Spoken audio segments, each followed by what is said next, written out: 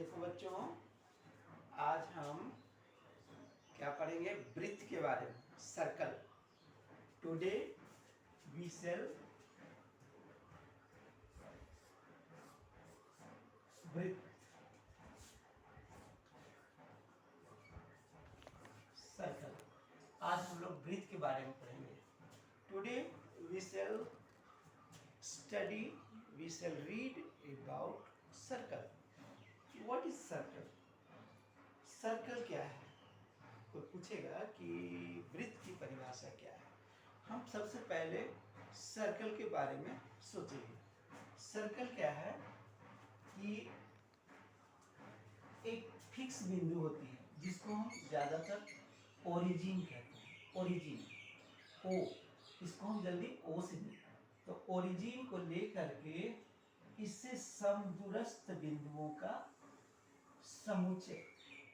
Circle is the locus of points which are equidistant from a fixed point. This fixed point is called center of the circle, and the locus, this locus, series of points which are equidistant from this center is called circumference. This is called circumference. Circumference, the points, a locus of points which are equidistant from a fixed point, which is called center.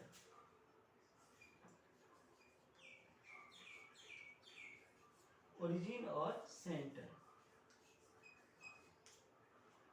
And this is called radius. Radius.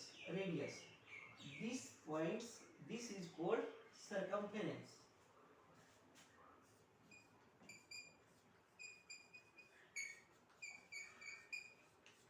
Circumference, इसको हम वृत्त की परिधि भी कहेंगे। वृत्त की परिधि, इसको क्या कहेंगे? केंद्र। इसको बोलेंगे त्रिज्या। और अगर हम इसको सीधा पार कर दें, इसको बोलेंगे हम व्यास, डायमीटर। व्यास,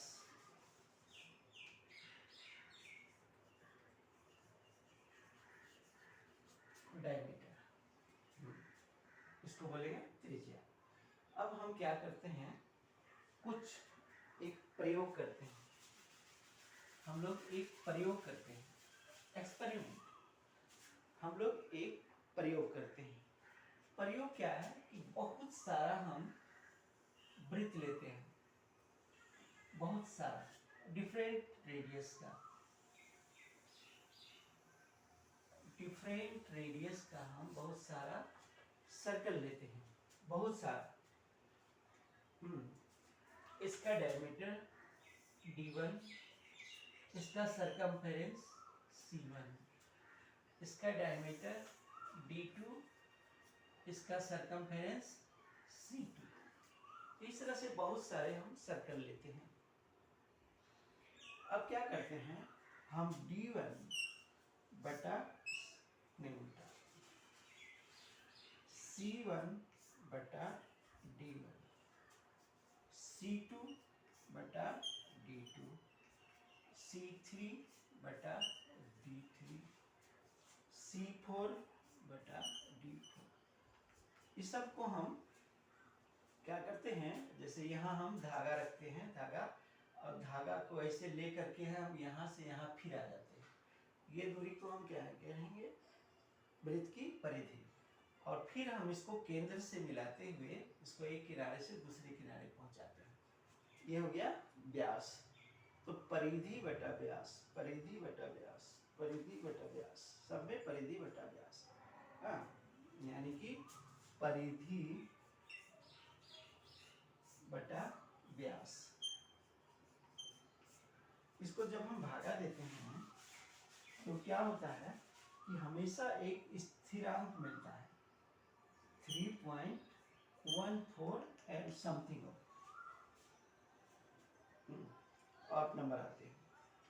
तो हम इसको हम ऐसे भी कर सकते हैं 22/7, या इसको हम पाई कहते हैं। पाई एक ग्रीक लेटर है जिसका अर्थ होता है परिधि बटा व्यास। तो परिधि बटा व्यास, परिधि बटा व्यास को हम क्या कहेंगे? पाई कहेंगे। तो पाई क्या है? एक तरह का रेशियो है, इसकी कोई इकाई नहीं होती है। जब ये भी एक तरह की लंबाई है, ये भी एक तरह की लंबाई है, तो लंबाई को लंबाई से भागा देंगे तो यूनिट कट जाएगा, गिनती बच जाएगी, लेकिन जैसे इकाई होता है, इकाई होता है, वो इकाई कट जाएगी। तो पाई का कोई इकाई नहीं होता है। तो हमने यहाँ देखा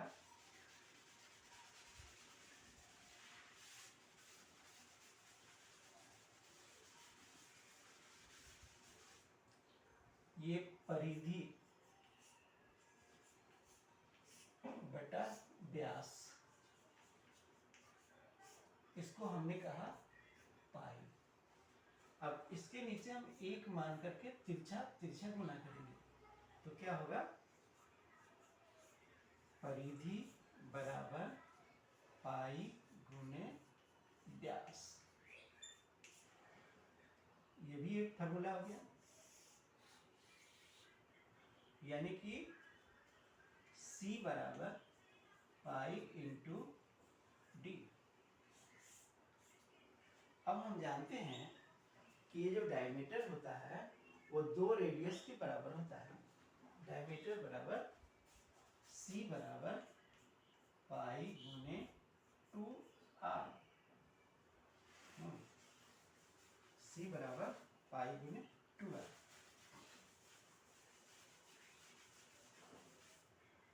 तो हम इसी को सजा के लिख सकते हैं C बराबर 2 पाई r।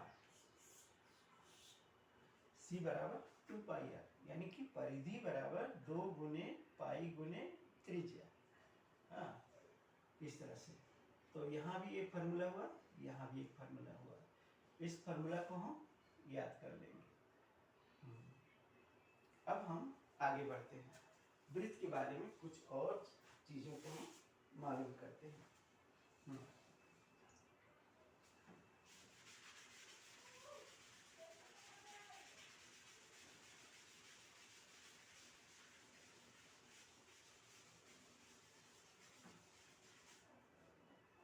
देखिए, हम वृत्त के बारे में कुछ चीजें जानना चाहिए।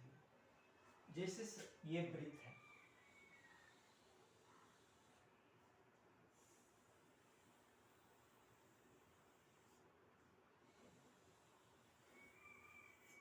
ये वृत्त है।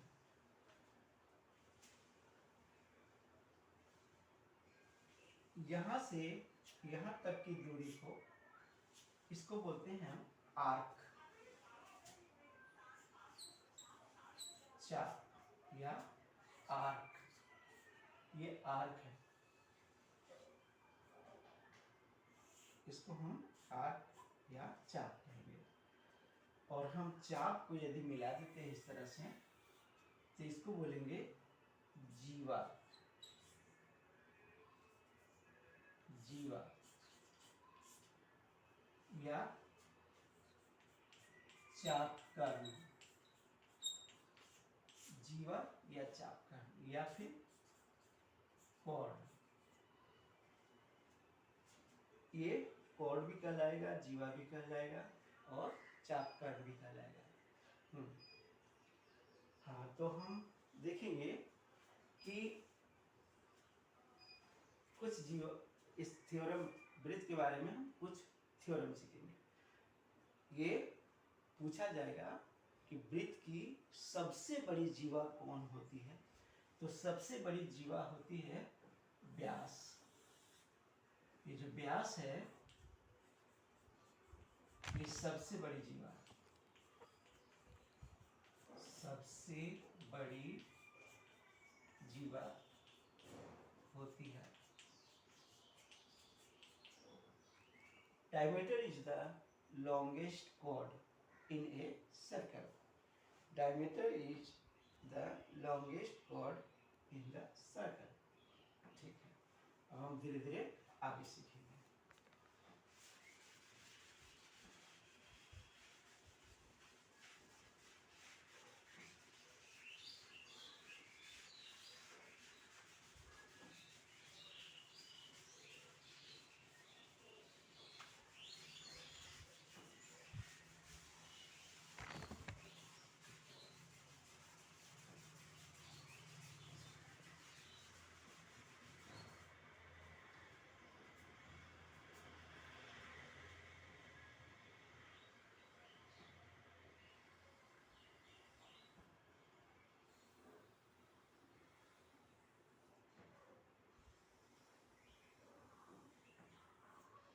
ये देखिए, ये क्या है, एक सर्कल है। अगर इसमें हम दो जीवा खींच देंगे,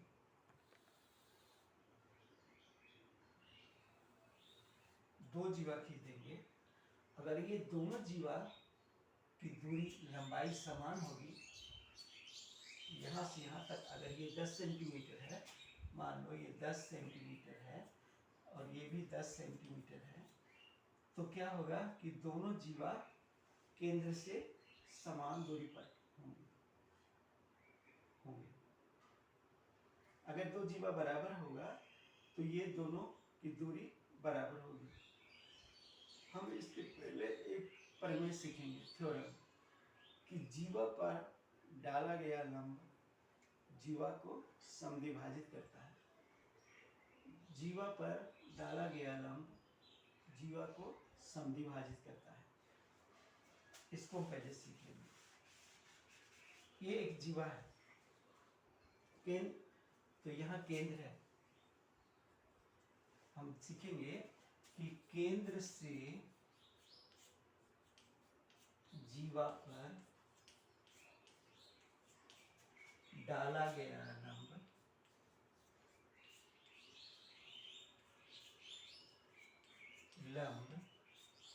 जीवा को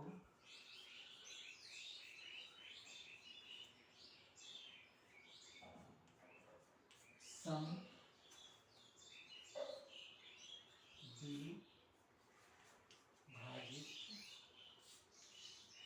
करता है। केंद्र से जीवा पर डाला गया लंब जीवा को समद्विभाजित करता है। इसको हमको सीखना है।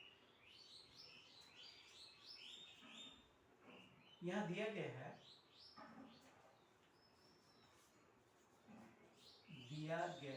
है कि O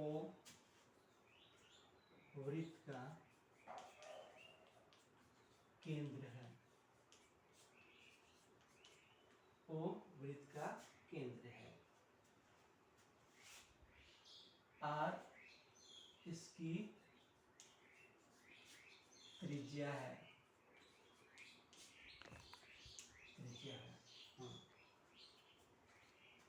तो O से ये लंब डाला गया है,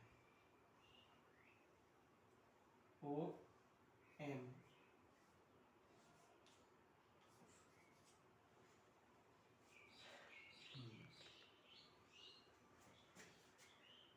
यहाँ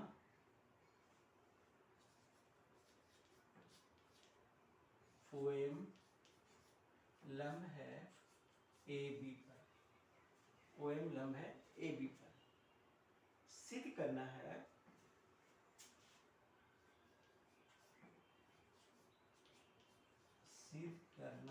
कि AM बराबर MB। ये हमको सिद्ध करना है कि AM और MB बराबर है। बनावट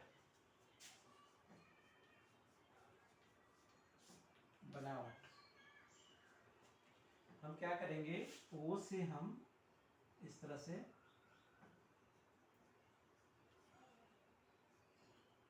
A को और O से हम B को मिला देंगे। ओ से ए को ओ ए तथा ओ बी को मिला दिया।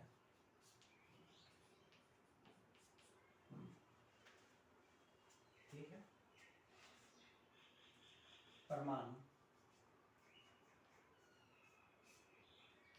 त्रिभुज ओ एम ए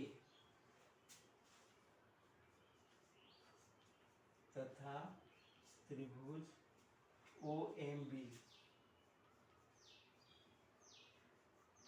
में, ये दोनों त्रिभुज में, ये जो त्रिभुज दिखा रहा है और एक ये त्रिभुज दिखा रहा है, ये दोनों में हम तुलना कर रहे हैं। हाँ, क्या है? ओ ए बराबर ओ बी बराबर त्रिज्या, क्योंकि वृत्त की सभी त्रिज्याएं बराबर होती है। हाँ, क्योंकि वृत्त की सभी त्रिज्याएं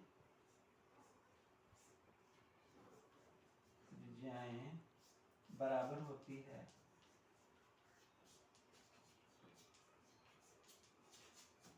All the radius are equal। जैसे हम साइकिल में देखते हैं ना कि सारा स्पोक बराबर होता है, उसी तरह एक वृत्त में सारी त्रिज्याएं बराबर होती है। ओ एम बराबर ओ एम, चूंकि ओ एम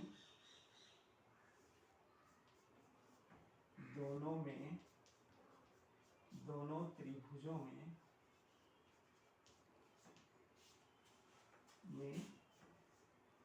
हिस्सा रखता है।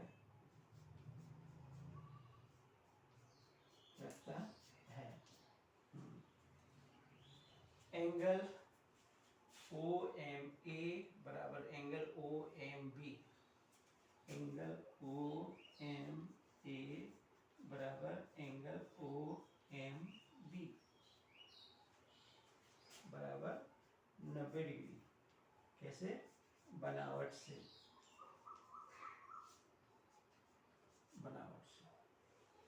इसलिए राइट एंगल हाइपोटेन्यूस, इसलिए ये RHS सर्वांग समता नियम से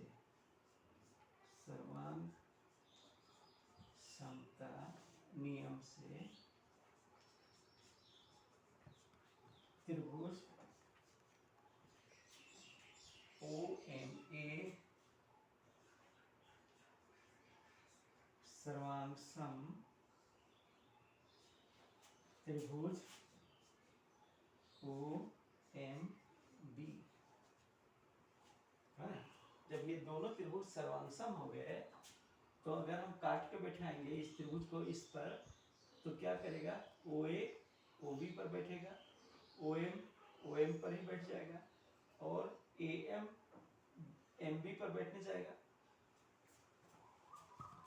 इसलिए AM बराबर MB, ये प्रूफ हो गया। कैसे? Bye CP/CT। हाँ, काट के जब बैठाएंगे तो ये AM जाएगा MB पर बैठने के लिए। तो हम इस तरह से थ्योरम को समझ गए कि वृत्त में, किसी भी वृत्त में केंद्र से जीवा पर डाला गया लंब जीवा को समविभाजित करता है। The perpendicular drawn from the center to a chord bisect the chord. The perpendicular drawn from center to a chord bisect the chord। इसको हम समझ गए। अब क्या है कि हम साबित करें ना, फिर हम आगे बढ़ते हैं।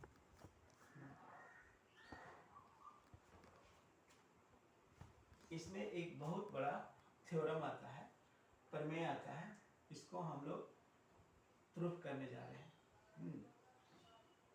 यही है कि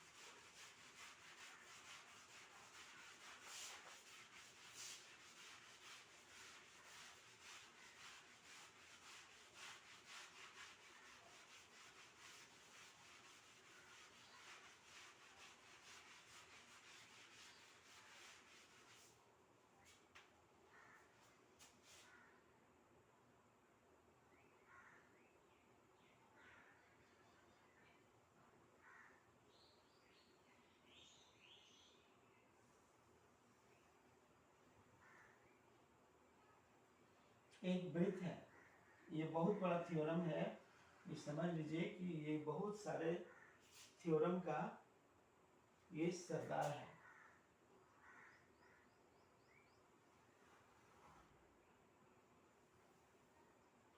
ये कोई चाप है, चाप क्या है, ए बी। किसी चाप द्वारा केंद्र पर बनाया गया कोण क्या है, ए ओ बी। अब इसी चाप द्वारा वृत्त के शेष भाग पर ये कोण बना हुआ है,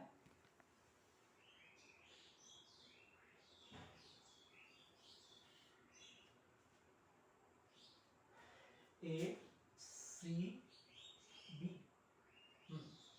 थ्योरम यही है, किसी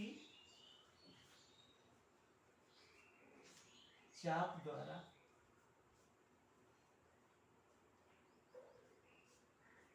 केंद्र पर बना कोण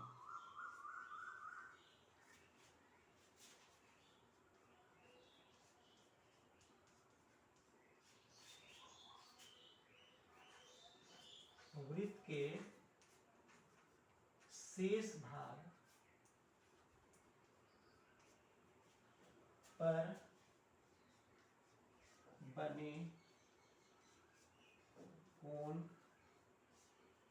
का दुगुना होता है, दुगुना होता है।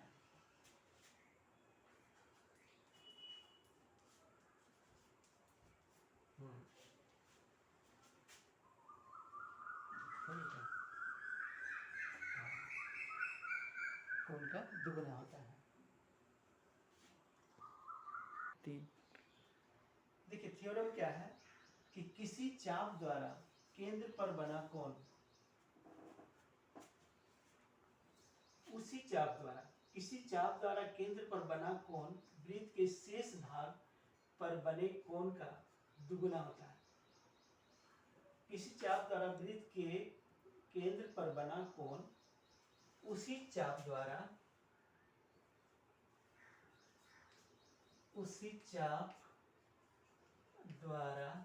वृत्त के शेष भाग पर बने कोण का दुगुना होता है। The angle subtended by an arc at the center is double to the angle subtended by the same arc on the remaining part of the circumference. मतलब ऐसे समझ लीजिए कि अगर ये 100 डिग्री होगा तो ये 50 डिग्री होगा, माने जस्ट इसका ये डबल होगा ना। इसी चीज को हमको प्रूफ करके दिखाना है, ठीक। तो हमने क्या किया, गिवन क्या है कि ए ओ बी केंद्र पर बना कोण है ए बी चाप द्वारा, और ए सी बी वृत्त के शेष भाग पर बना कोण है ए बी चाप द्वारा। अब ये दिखाना है हमको, आरटीपी रिक्वायर्ड टू प्रूव, सिद्ध करना है एंगल ए ओ बी, ये सेंटर बना कोण, ये double two angle A C B का, ए सी बी इसका ये कोण डबल है, ठीक है। अब बनावट, हम बनावट में क्या करते हैं, सी को बनावट में जो भी काम करेंगे उसको हम डॉटेड लाइन से करेंगे। और हमने क्या किया, सी को ओ से मिलाते हुए इस तरह से डी तक बढ़ा दिया। कोई जरूरी नहीं सर्कम रेंज तक यहाँ तक बढ़ाना, बस यहाँ तक बढ़ा दिया। हम नाम दे देंगे 1 2 3 4 5 6, 1 2 3 4 5 6 ये नाम है। जैसे खिलाड़ी के पीठ पर मुहर मारा होता है और ये कितना नंबर खिलाड़ी है वो पता चलता है। तो इस तरह से हमने नाम दे दिया। तो अब हम क्या करेंगे, बनावट सी से ओ को मिलाते हुए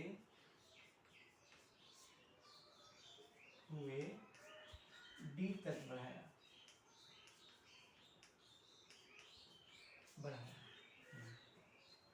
अब देखना ये है कि एंगल प्रमाण क्या है कि त्रिभुज AOC में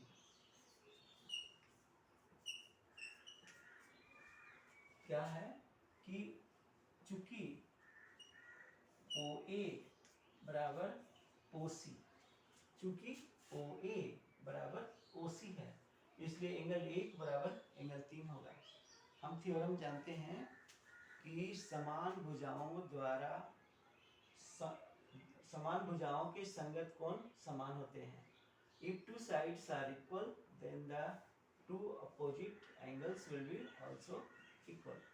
समान भुजाओं के सम्मुख कोण समान होते हैं। क्योंकि OA बराबर OC, OA बराबर OC, इसलिए ठीक।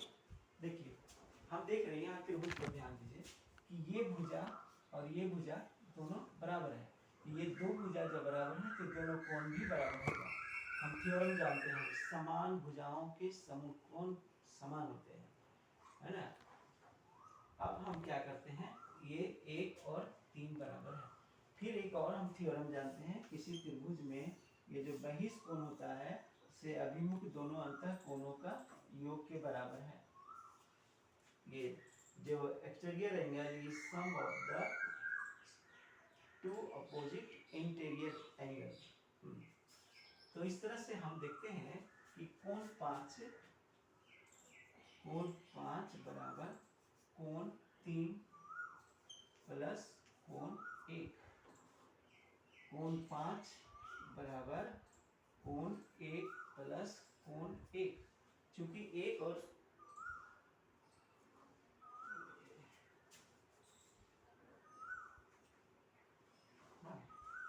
चूंकि 1 और 3 बराबर है इसलिए हम 3 के जगह 1 लिख सकते हैं। कोण 3 प्लस कोण 1 बराबर कोण 5। Exterior angle is sum of two interior angle ना। तो इस तरह से हम 3 के जगह 1 लिख दिए। अब क्या हो गया, कोण 5 बराबर 2 एंगल 1। इसको हम समीकरण 1 करके छोड़ देंगे। फिर हम आगे बढ़ते हैं उस त्रिभुज में उधर। फिर त्रिभुज COB में, COB में चूंकि OC बराबर OB बराबर त्रिज्या, इसलिए क्या होगा कि कोण 2 बराबर कोण 4। हाँ, समान भुजाओं के सम्मुख कोण बराबर होते हैं। फिर अगेन फिर क्या करते हैं, ये 6 एंगल जो होगा वो 4 और 2 का जोड़ होगा। Exterior angle is sum of two opposite interior angle. 6 angle 2 plus angle 4 होगा। तो एंगल 6 बराबर एंगल 2 प्लस एंगल 4। एंगल 6 बराबर एंगल 2 प्लस एंगल 2, एंगल 6 बराबर 2 एंगल 2। इसका नाम हम समीकरण 2 दे देंगे ना। अब कहेंगे कैसे कि यहाँ 2 और 4 बराबर है, इसलिए हमने 4 को बदलकर 2 रख दिया। ठीक, अब देखिए समीकरण 1 तथा समीकरण 2 को जोड़ने पर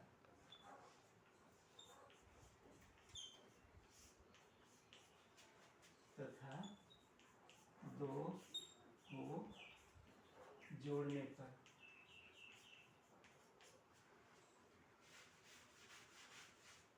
क्या होगा, angle 6 plus angle 5, angle 5 plus 6। तो 5 का राइट हैंड साइड में 2 एंगल 1, 2 एंगल 1 प्लस 2 एंगल 2। तो 5 और 6 जोड़ेंगे, ये 5 और 6 जोड़ेंगे तो एंगल ए ओ बी बन जाएगा, एंगल ए ओ बी। और 2 2 कॉमन ले लेते हैं, एंगल 1 प्लस एंगल 2, तो एंगल ए ओ बी बराबर 2 angle 1 plus 2 angle A C B. यही तो प्रूव करना था, यही सिद्ध करना था, इसको हम कहेंगे प्रूव्ड या QED। ये ग्रीक वर्ड है, मतलब इसका अर्थ यही हुआ which was to be proved.